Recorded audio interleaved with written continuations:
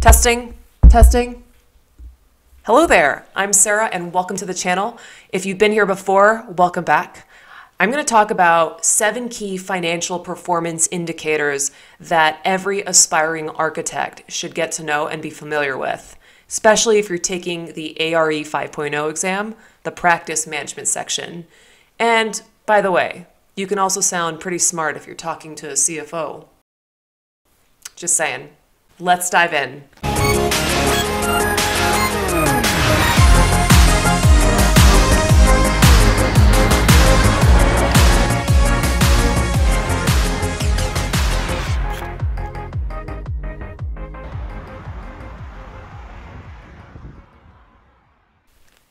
Now, quick recap first. Remember this problem from the previous video about the 3 types of financial statements?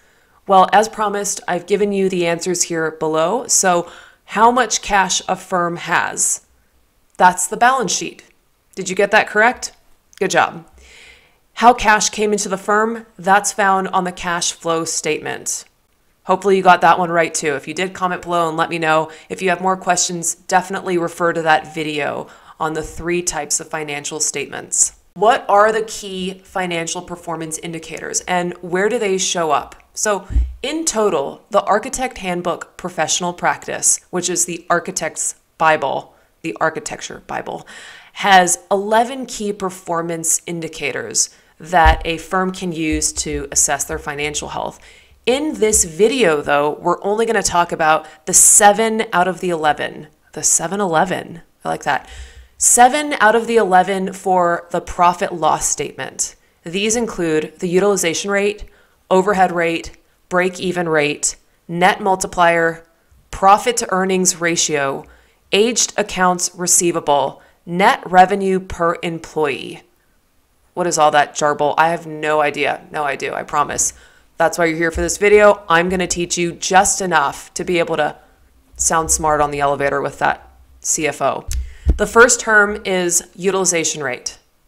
And the utilization rate measures the efficient use of labor. So how efficient was this employee in terms of billing on a project? Not how productive, but just gives you the amount of project-related hours out of the total. The formula here is the direct labor, which will be provided either as the employee's salary or the employee's hours worked on a project, divided by the total labor, which is both the direct and indirect labor. The key thing to realize about this equation is this. The top part has everything project-related, hours or dollars, and the denominator has everything, even the time you spent reading that blog, and the time you spent studying for AREs, which, by the way, you can't bill for any of that. You already knew that. But now you understand the top is very specific and the bottom is total labor, total direct and indirect labor. So the example here is an employee worked 40 hours on direct labor and 45 hours on total labor.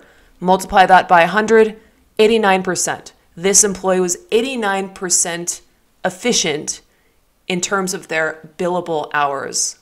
And typically that target range for a firm is 65%, but it will also vary depending on the employee. So a principal will likely be lower in the 65, 70, 75% range. A CAD drafter will probably only be ever doing CAD, sadly. Their utilization rate will be 100% likely. Hopefully that makes sense. And for your future firm, you'll want that number to be as high as possible, which means more hours are being billed to a project. Now the next term is overhead rate. Overhead rate is quite simple. A lot of us already know what that means. It measures the cost of operating a business, or the dollars applied towards non-billable labor and non-billable expenses. These are known as indirect expenses, which include things like the cost of utilities, rent, employee labor in the HR marketing department and to keep security around so people can't get out. No, you know what I mean. So overhead rate essentially measures the cost of operating a business. It's everything that's non-project related. Just remember that. Non-project related. All of your indirect expenses. The formula is your total office overhead, or your total indirect expenses, divided by your total direct labor. To calculate an employee's fee, the rate is multiplied by the estimated cost of labor. In this example, we have $65 an hour. That is what the employee takes home. That's their take-home pay. So multiply the 65 by that rate, and you get the result of $97.50, which is added to, that's the key here, is added to the direct labor amount of $65 an hour. This leads us to our next term, the break-even rate. The break-even rate is measuring the total cost of operations for every dollar spent on direct labor.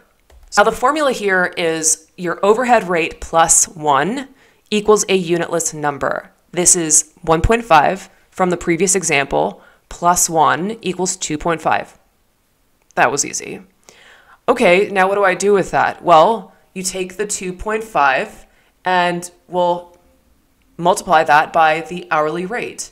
So the target range for the break-even rate should be 2.3 to 2.5. Makes sense, right? Because your overhead rate in the previous term was in a range of 1.3 to 1.5, and here we're just adding 1. Well, now we multiply the employee's base salary by the break-even rate to determine the hourly fee that must be charged to the client in order for the firm to break even on the employee's salary.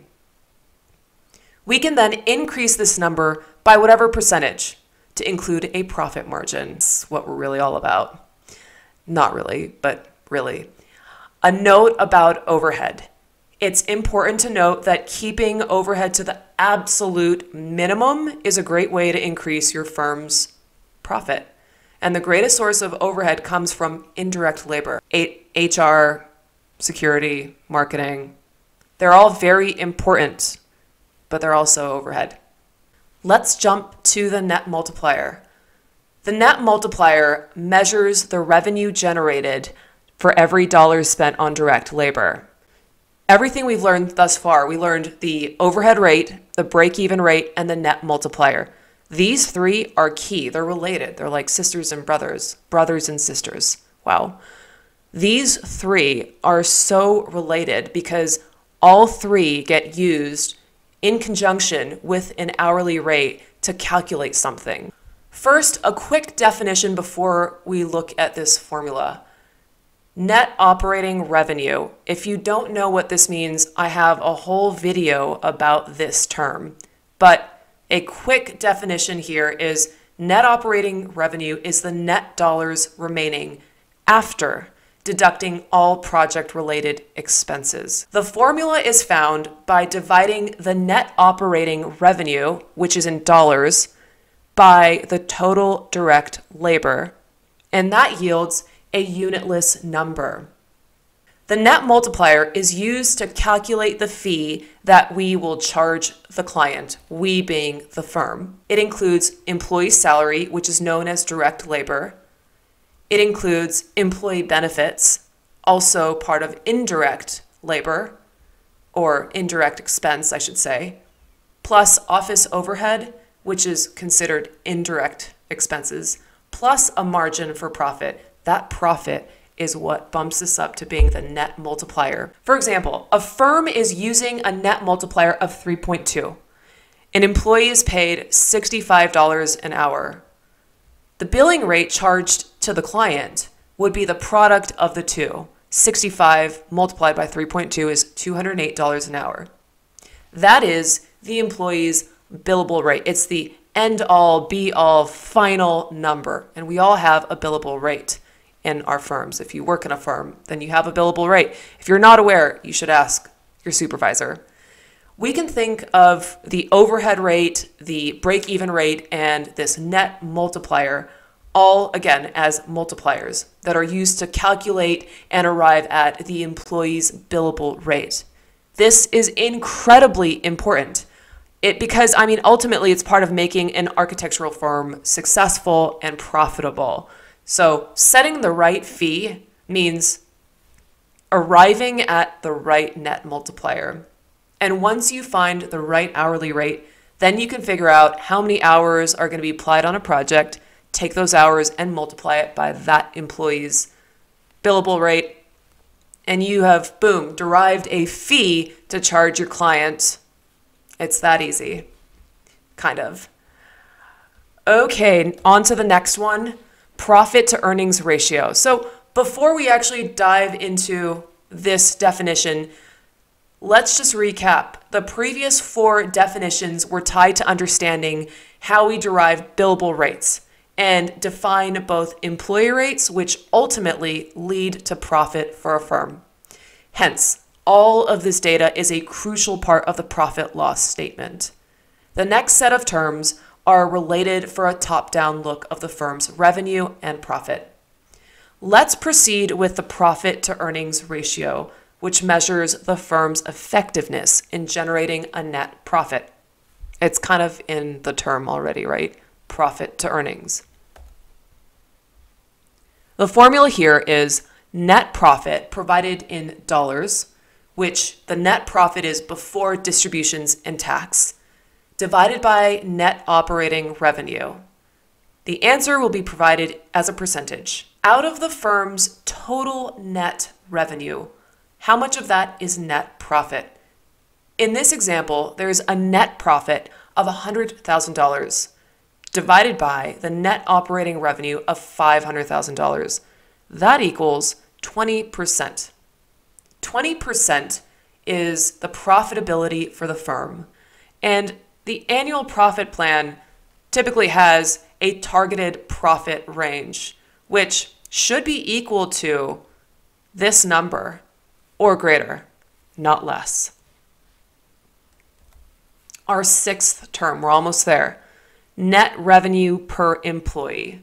Net revenue per employee measures the firm effectiveness in generating a profit.